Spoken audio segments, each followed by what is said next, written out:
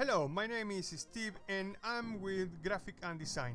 In this tutorial I'm going to show you how to create this slides effect to any text of shape using Affinity Designer. For this tutorial I'm using Affinity Designer 1.7.3.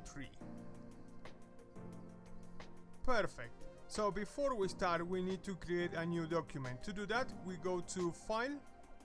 In our menu we click in New, and if you don't have what I'm using is a preset that I created that is 1920 by 1080.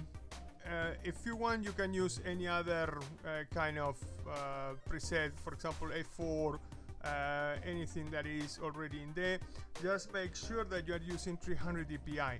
If you want to create this one, basically you click on the page width, you type 1920. On the page height, you click and type 1820. When you finish, you come here to the preset, you click on there and you create the preset. I'm leaving all the rest as it is, and I'm going to click OK. So now we have our new. Let me close this one. No, I'm going to leave it as a reference. So now we have our new canvas. Now before we continue, just make sure that you have exactly the same settings that I have in my software. For that we go to the top panel, the toolbar, sorry, we click on view and make sure that you have selected show guides, show rulers, show context toolbar, show toolbars. Those are the most important things that you have to have selected so you can follow along with me on this tutorial. Okay, so with any further ado, and now that everything is set up correctly, let's get started. Okay, the first thing that we have to do is we need to create some text. For that we go to our toolbar, to our artistic text tool.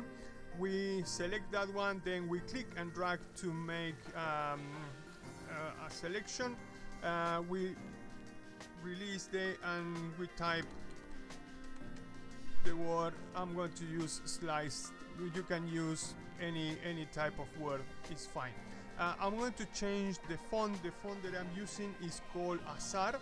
So I'm clicking here at my font and I'm going to choose Azar. There we go. Perfect. I'm going to center this for the moment. There we go. Now what I'm going to do is I'm going to hit Ctrl J to duplicate, and I'm going to call this one I'm going to call it top, and the other one I'm going to call it bottom. Perfect. Now we need to mask these to split it in two.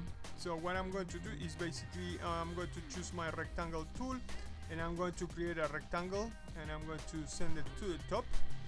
And now what I'm going to do is, it doesn't matter at the bottom how much covers there, but make sure that it covers absolutely everything. Then with this one, the top, I'm going to move it to the middle. So I'm sure that this one is divided in two. With that one selected, I'm going to hit again Command J to duplicate, and I'm going to move it up, and I'm going to put them both together like this. Now what I'm going to do is I'm going to take the bottom one and I'm going to mask to the top one, and then I'm going to take this one and I'm going to mask to the bottom one. So now what I'm going to do is you click, drag to select everything, and I'm going to give it a little bit of angle. Something like that is fine. I think it's fine there, no problem at all. Now what I'm going to do is I'm going to click in the bottom one and I'm going to shift it a little bit. Perfect. Now what I'm going to do is, sorry, before we continue, I'm going to select just only the text and I'm going to change the color. I'm going to put something red or reddish, something like that. That is fine, and I'm going to click that one there and I'm going to give it exactly the same, so both have exactly the same color. Perfect. This one is quite simple. As you can see, we are almost finished. Now what we need to do is we need to make that line in the middle that makes or gives the impression that actually the paper is cut and is open. So to do that, very simple, we are going to use our pen tool, and what I'm going to do is I'm going to snap it, as you can see there, to the box, and that is the mask, and I'm going to create a line like that. There we go, that is fine.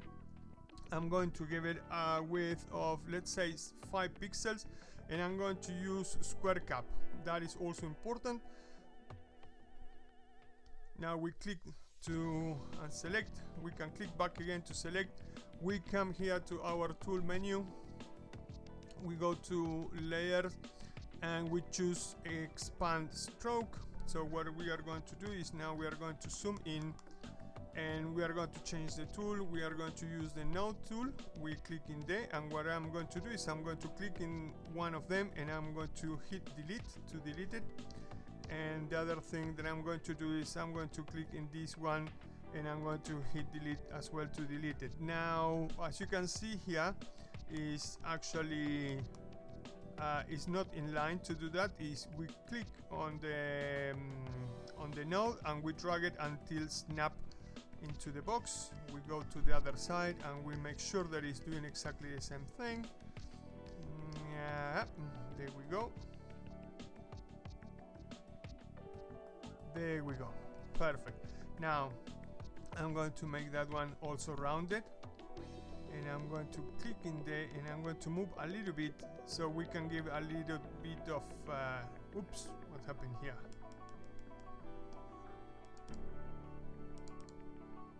Okay, we need to bring that one there.